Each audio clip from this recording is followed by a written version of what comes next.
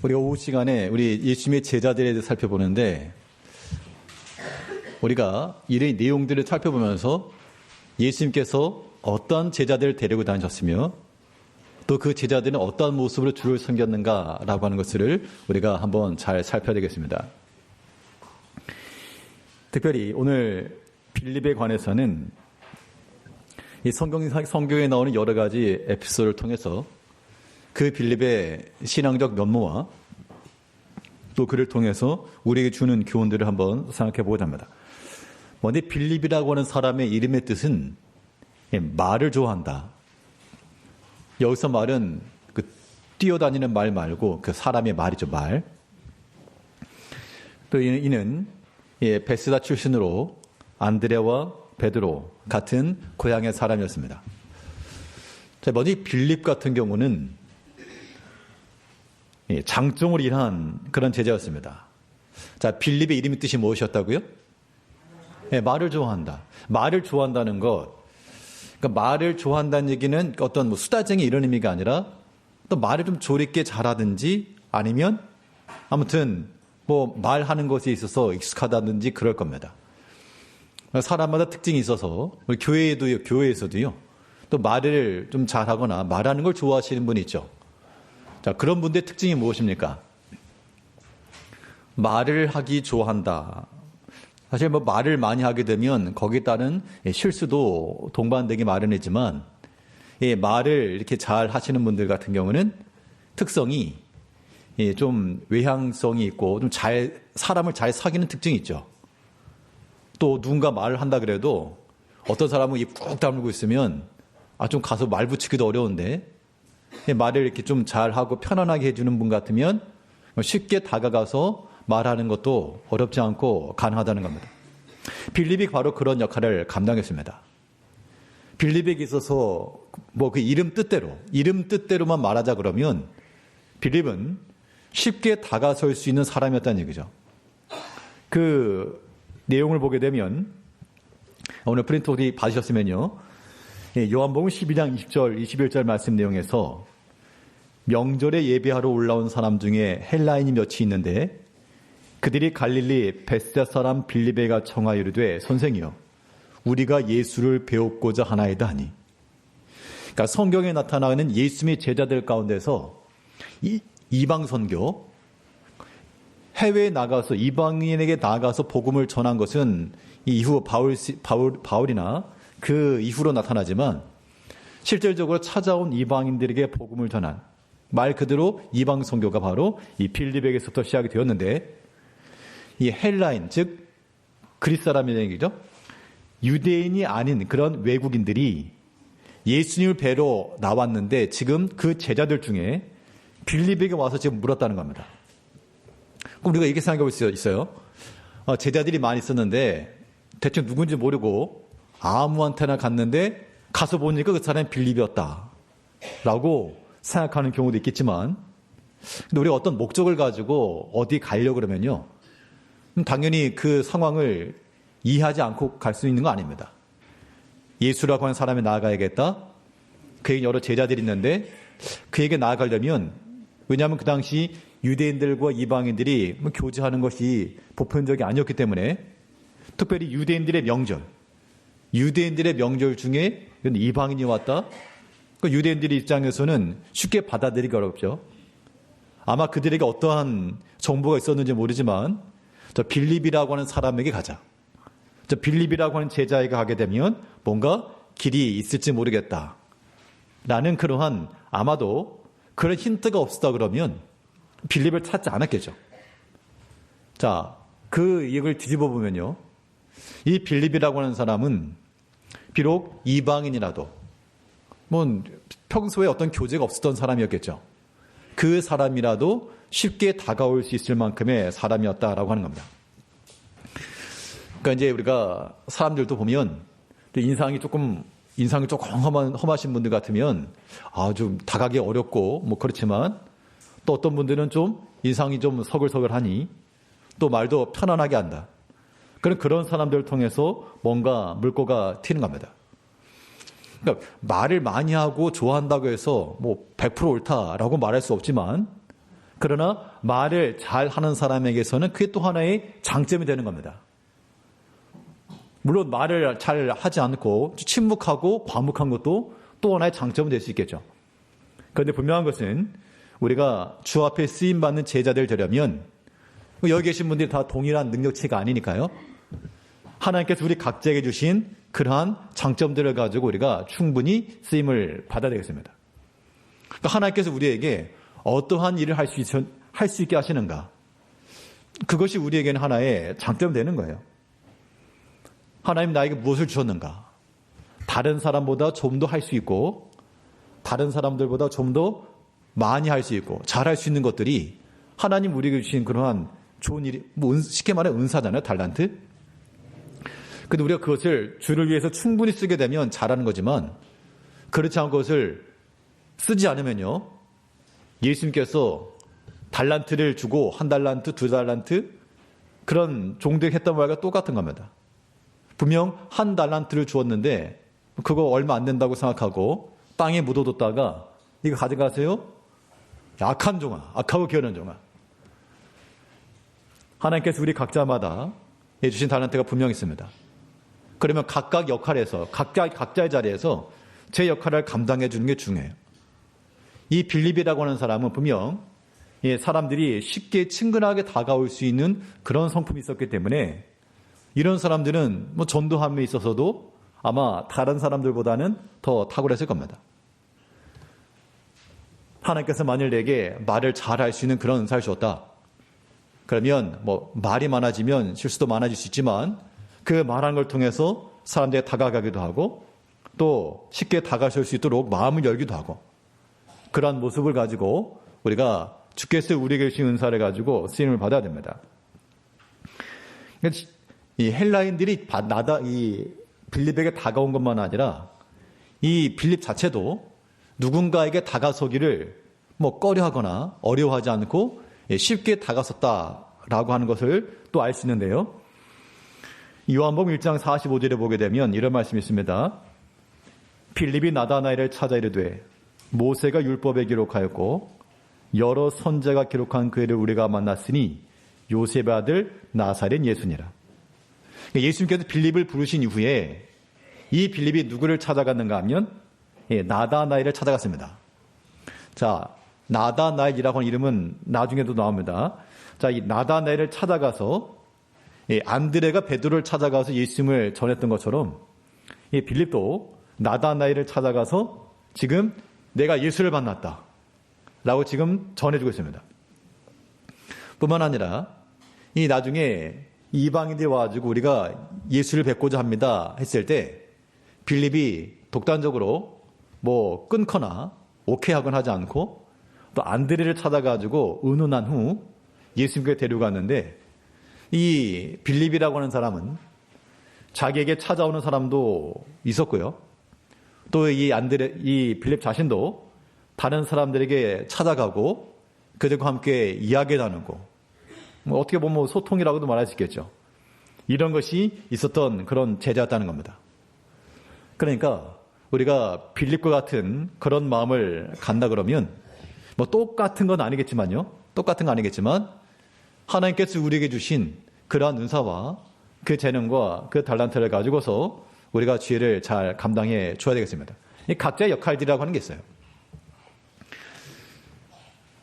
그 오전에 우리 청년 교사들에게도 제가 얘기했던 게 이거였습니다.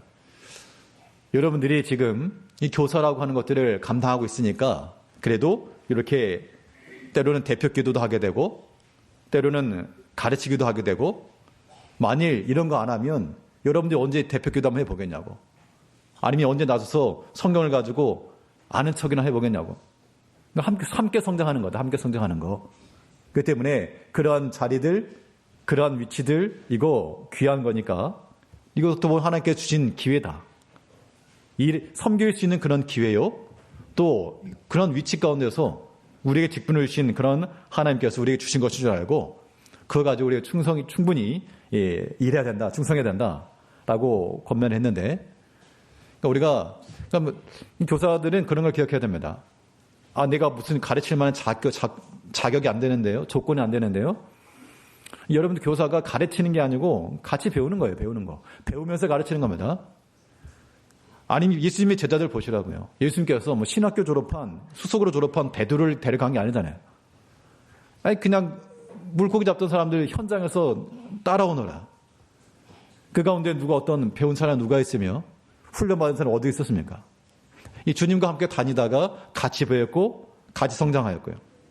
그런 의미에서 우리 교사들도 자기의 역할들을 잘 감당해 주길 바라고, 또 우리 모든 직분자들도 마찬가지입니다. 내 이 직분을 감당할 만한 자격 없습니다. 자격을 말하면 아무도 없죠, 당연히.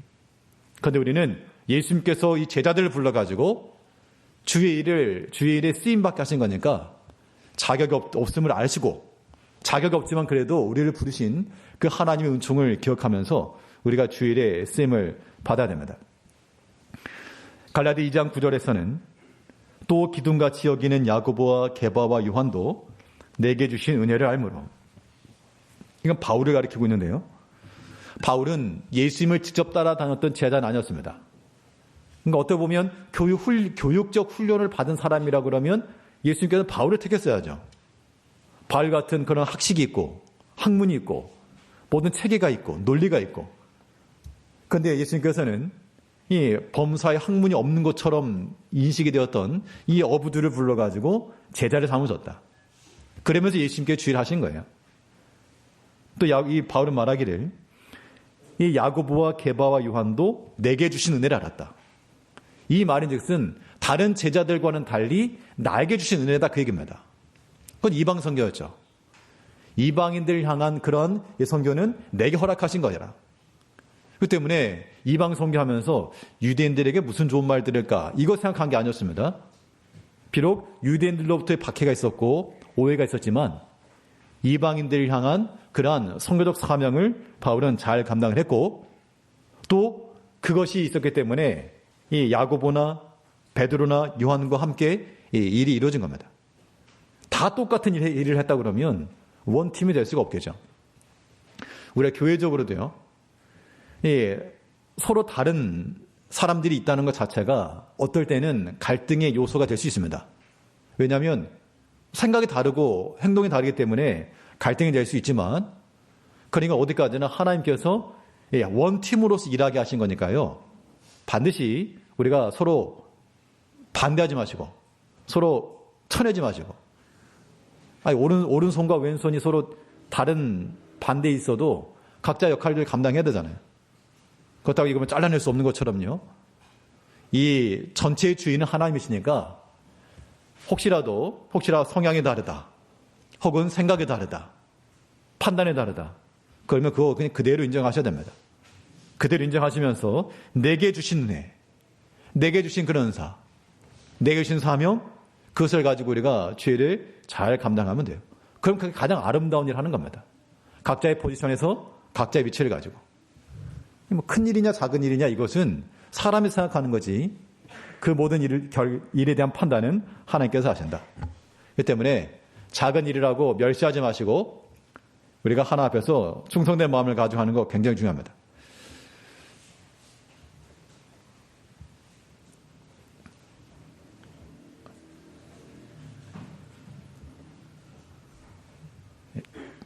잠시 침묵한 이유는 혹시 조시는 분 계시면 깨시라고. 특별한 일이 있어서 멈춘 거 아닙니다. 예전에 그 청교도 시대에 설교가 막 길었잖아요. 한 2시간 뭐 이렇게 하니까. 교원님 막 꼬박꼬박 졸더랍니다.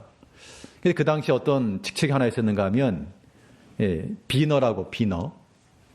빈이 콩이잖아, 땅콩, 콩이잖아요, 콩. 완두콩 같은 거. 그러니까 성가서 속에 앉아가지고 조는 사람 있으면 땅콩 쏴가지고 새청으로 맞춰가지고 자rum을 깼다는 사람이 있으면. 우리 비너는 아니지만 혹시 옆에 계신 분들 창문 막 열었다 하셔가지고 우리 라인을 졸고 있다 그러면 창문 한번 열어보시고, 오후 시간에는 그 보일러 아예 끄셔도 될 것 같아요. 아예. 오전에만 틀어놓고 점심때는 아예 꺼놓으셔도 될 것 같습니다. 이 빌립에게서 또 하나의 특징이 무엇인가? 또 하나의 중요한 특징은 동그란 2번입니다. 같이 한번 읽어보세요. 동그란 2번. 자, 어떤 제자였습니까? 성경을 가까이 한 제자였다. 우리가 주일에 쓰임 받으려면 하나님의 말씀이 사랑하고요, 이 말씀에 집중해 나가셔야 됩니다. 우리 요한복음 1장 45절을 보게 되면 빌립이 나다나엘을 찾아 이르되 모세가 율법에 기록하였고 여러 선지자가 기록한 그 일을 우리가 만났으니 요셉의 아들 나사렛 예수니라. 자, 여기서 주목할 부분은 어딘가 하면 모세가 율법에 기록했고 선지자가 기록한 글을 우리가 만났다. 자, 이 말을 하려면 최소한 이 빌립은 모세의 글이 무엇인지를 알았어야 됐고요. 아마 모세의 글에 대해서 정통했을 겁니다. 또 선지자들의 그 기록에 대해서도 알았으니까 이런 말했죠. 그 장차 오실 그리스도 메시아에 대한 기록에 대한 그 예언적 부분을 이 빌립이 미리 알고 있었고, 근데 보니까 그 예수를 보니까 이 사람이 그 사람이구나 라고 하는 걸 깨닫고 그때 이 나다나엘 찾아가서 도를 전한 것이었죠. 분명 이 빌립은 구약에, 그 당시에는 구약밖에 없었으니까요. 구약을 두 단어로 말하면 모세와 선지자죠. 모세 율법과 또한 선지자들이 기록한 글, 이것을 이 빌립이 부지런히 읽었던 것이 분명하고요. 또 그 내용들에 대해서 정확히 알고 있었던 것이 분명합니다. 지난 운영위원회 또 당회를 하면서 우리 교회인 성도님들의 신앙의 유익과 성장을 위해서 어떻게 해야 될까? 어떻게 하면 성도님들의 어떤 신앙이 더 성장하고 또 하나님을 잘 섬기고 믿음의 유익이 있을까? 이런 것들을 의논을 좀 했는데요. 그러니까 그런 믿음 쓸 수 있는 기회를 좀 제공해 주자. 믿음을 쓸 수 있는, 믿음이 성장할 수 있는 기회를 제공해 드리자. 그 기회라고 하는 게 뭡니까, 결국? 여러분들 믿음이 언제 자라나요? 믿음이 언제? 우리 하나님 말씀을 제쳐놓고서 일이 될 수가 없지 않습니까? 그래도 하나님의 말씀 읽는 것과 듣는 것과 이 모든 일들에 있어서 우리가 함께하는 그런 시간들. 근데 이런 것들을 우리가 제공이 되면 합시다 그러면 오케이 하고 같이 하면 좋은데, 근데 우리가 정작 우리 영적으로 신앙의 성장이 돼야 되라고 말은 하겠지만 또 굉장히 부담스러워도 하실 겁니다. 이제부터 우리 성경 일독합시다 그러면 취지는 다 좋잖아요. 성경 읽어야죠. 하지만 정작 일독 이제부터 다 합시다 그러면 나 빼고 너희들끼리 그런 마음을 갖는 경우가 있고요. 우리 함께 같이 기도합시다 그러면 기도하는 거 좋지. 그럼 몇 시까지 나오세요? 나 빼고 너희들끼리. 그런 마음을 가지고서는 우리 신앙의 성장이 있을 수가 없잖아요. 우리가 하나님의 말씀 함께 읽읍시다 할 때 함께 읽고, 또 함께 기도합시다 할 때 함께 기도하고, 우리 함께 봉사합시다 할 때 또 함께 봉사하고, 이런 마음들이 우리 가운데 필요한 겁니다.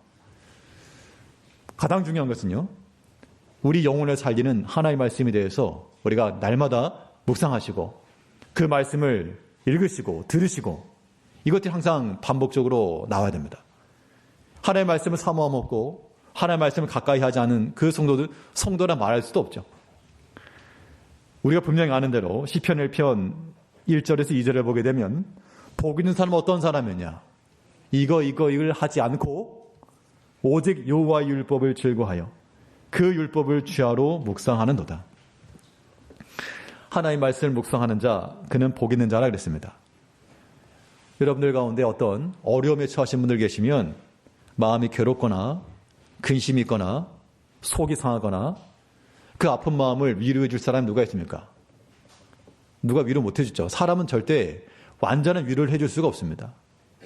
그러나 우리가 하나님의 말씀을 묵상하고요, 그 묵상한 말씀을 가지고 기도하게 되면 하나님께서 우리를 위로해 주십니다. 우리가 엘리야 선지자를 봤지 않습니까? 엘리야 선지자가 로뎀나무 아래 갔죠. 편안하게 나무 그늘에 앉아가지고 쉬려 낮잠 자려고 간 게 아니었습니다. 그냥 이제 세상 다 내려놓고 난 죽을란다. 완전 극단적 선택을 하려고 그 로뎀나무 아래 간 거예요. 광야로. 근데 하나님께서 거기까지 찾아가셔가지고 그게 먹을 것을 주시고 그를 위로하시고 그로 하여금 또 하나님의 산 호렙에 이르기까지 힘을 주신 겁니다. 그 세미한 음성이 하나님의 그 세미한 음성이 그에게 들려왔을 때 그가 힘을 얻은 거죠. 우리 성도님께서도 어려움이 있고 근심이 있다. 때로는 잠을 이룰 수 없을 만큼의 괴로움이 있다. 그럴 때 어떻게 하셔야 됩니까? 잠을 잘 수 없을 정도로 너무 괴롭다. 그럴 때는 일어나셔가지고 TV 켜놓고 그렇게 하실 게 아니고 정말 잠을 이룰 수 없을 정도로 마음이 괴롭고 근심이 되고 그런다면 그때 무조건 엎드려야 됩니다. 그 자리가 어디건, 침대건 침대 맡아 엎드리건 책상 맡아 엎드리건 의자 위에 엎드리건 방바닥에 엎드리건 그 자리에 엎드려서 하나님을 구하면 하나님께서 우리를 보실 거 아닙니까? 하나님은 주무시지도 않고 졸지도 않으시고 그렇게 간절히 주를 찾는 주의 백성들을 하나님께서 외면하실 리가 없다. 사람도 마음속에 동정심이 있고 연민이 있어서 비록 나에게 잘못한 게 있어도 막 정말 진실한 마음으로 용서를 구하고 그러면 사람의 마음이 동하기가 마련인데 우리 공의에 풍성하신 하나님께서 참으로 주를 간절히 찾고 눈물로 하나님 앞에 간구하는 백성들의 그 기도를 하나님께서 외면하지 않으시고 뿐만 아니라 하나님 말씀을 따라 기도하는 자들은 하나님 스스로 부정할 수 없으니까요. 하나님 말씀을 묵상하고 그 말씀에 의해서 기도하는 백성들은 하나님께서 응답하지 않으실 리가 없다. 그러므로 우리가 어떤 일을 했는가도 중요하지만 우리가 하나님의 말씀에 대해서 항상 가까이 하시고 그 말씀을 부지런히 읽으시고 그 말씀을 주야로 묵상하는 자로다. 그 말씀이 나를 살린다. 나를 살리는 말씀이에요. 나를 살리는 말씀. 그런 말씀이 우리 가운데 있을 때 우리의 믿음이라고 하는 건 결코 흔들림이 없고요. 또 그런 것이 경험이 있어야지만 그와 비슷한 종류의 그런 위기들이 올 때 믿음으로 이겨낼 수가 있는 겁니다. 우리 부모 세대들이 우리 자녀들에게 남겨줘야 될 그런 믿음의 유산이 무엇입니까? 이런 것들. 정말 하나님께서 내게 참으로 어렵고 고난 가운데 있었지만 그때 하나님께서 이 말씀으로 나를 위로해 주셨다. 이 말씀이 나를 살렸다. 그런 고백들이 있어야 됩니다. 그리고 이제 우리 성도님들도 특히 전도예배를 모이실 때에도 모여가지고 다른 얘기보다도요 이런 신앙적 이야기들을 좀 많이 하시기 바랍니다. 억지로 쥐어짜내라는 건 아니지만 한 주 동안 지내면서 하나님의 말씀 가운데 은혜 받았던 이야기들, 이 말씀이 되게 참 은혜가 되었다. 한 주 동안에 이번 주간에 있었던 말씀 가운데 이 말씀 은혜가 되었다. 그런 것도 서로 나눈다 그러면 그거 하나님께 기뻐하지 않겠어요? 얘기해봐야 무슨 맨날 세상 얘기하고 뉴스 얘기해봐야 하나님께서 그런 걸 가지고 기뻐하지 않으실 거니까 그런 건 집에 가서 많이들 보시고 교회 내에서 모였을 때는 우리 모든 대화의 주제라고 하는 것이 하나님께로부터 받은 은혜들, 내가 또 깨달은 말씀들, 하나님 앞에 있었던 우리 신앙 고백들, 이런 것들이 우리 가운데 서로 이야기가 되고 그러면요 분위기라고 하는 게 있잖아요. 분위기라고 하는 게. 근데 이런 얘기를 들은 적이 있었습니다. 교회 분위기라고 하는 게 분명히 있는데요. 이 분위기를 누가 만드는가 하면 이건 이제 우리 기성세대들이 만들어줘야 됩니다. 우리 청년들이나 우리 자녀세대들도 보고 배우니까요.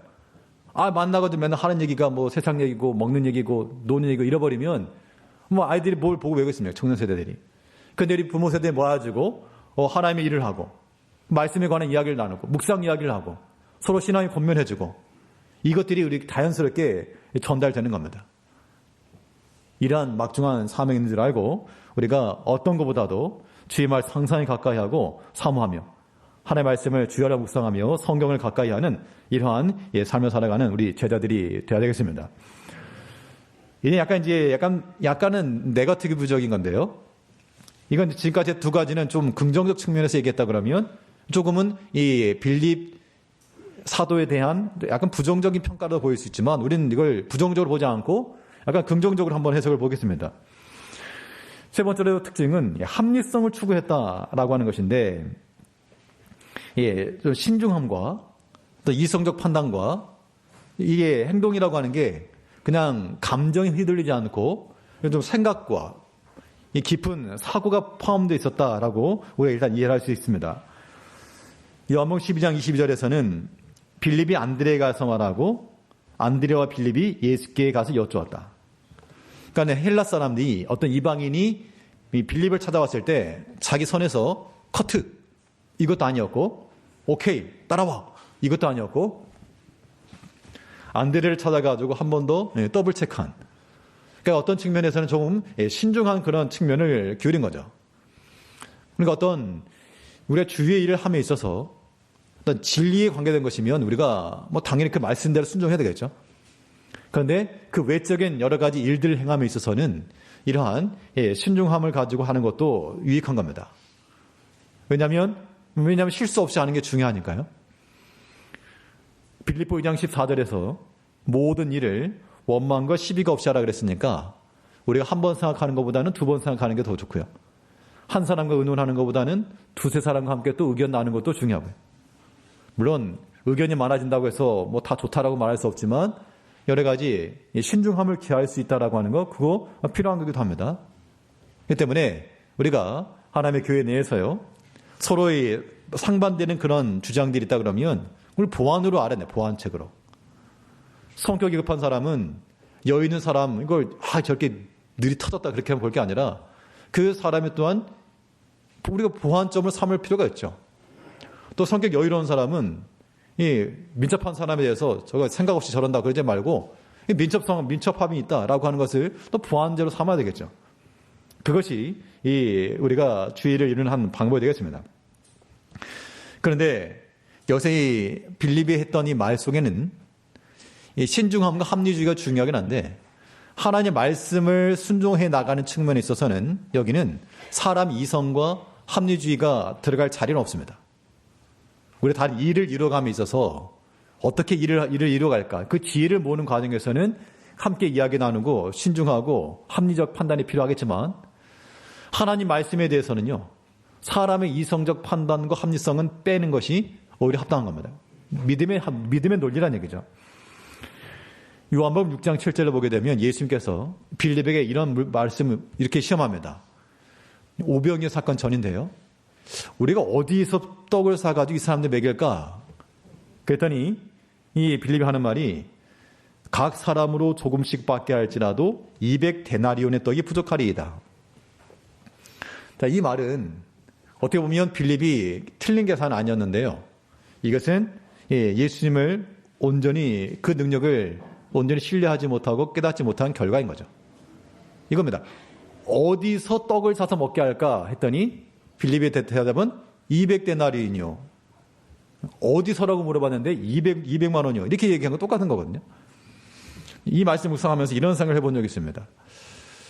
이제 아이들이 만일 생일이거나 뭐 그럴 때 좀 기념할 만에 있으면 우리 이제 오늘 나가서 저녁을 먹자.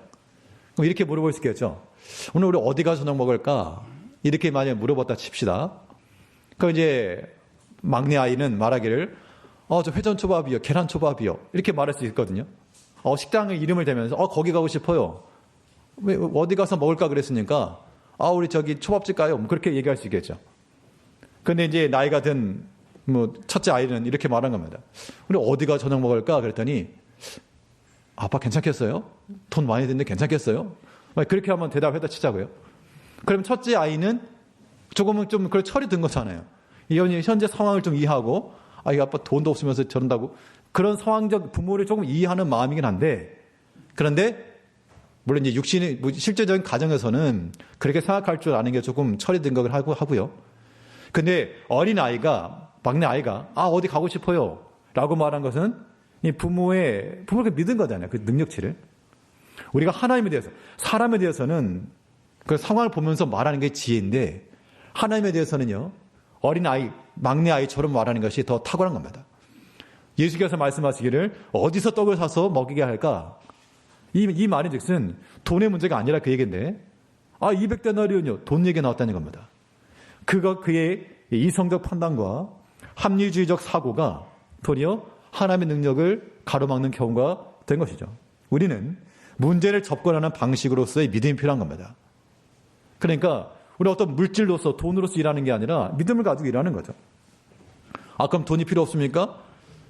무슨 그 재정도 없는데 무슨 뭘 합니까? 그 말이 안 되는 거죠. 여기서 말하는 것은 우리가 하나님 말씀의 근거에서 내가 말씀에 의지하여 그물을 내리리다, 이거잖아요.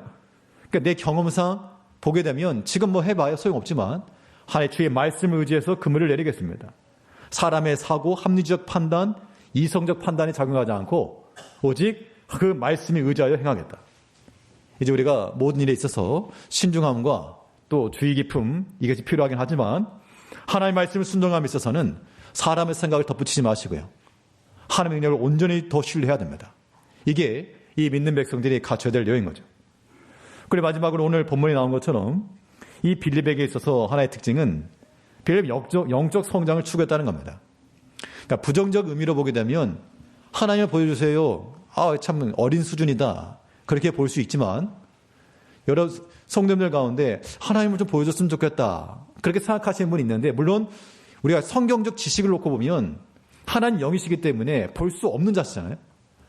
눈에 보이지 않는 하나님을 좀 보여주세요라고 말하는 게 어떻게 보면 좀 어리석은 것이긴 하지만, 그래도 하나님 좀 보여줬으면 좋겠다라는 마음을 가지고 계신 분들은 하나님에 대한 관심이 있는 거예요, 사실은.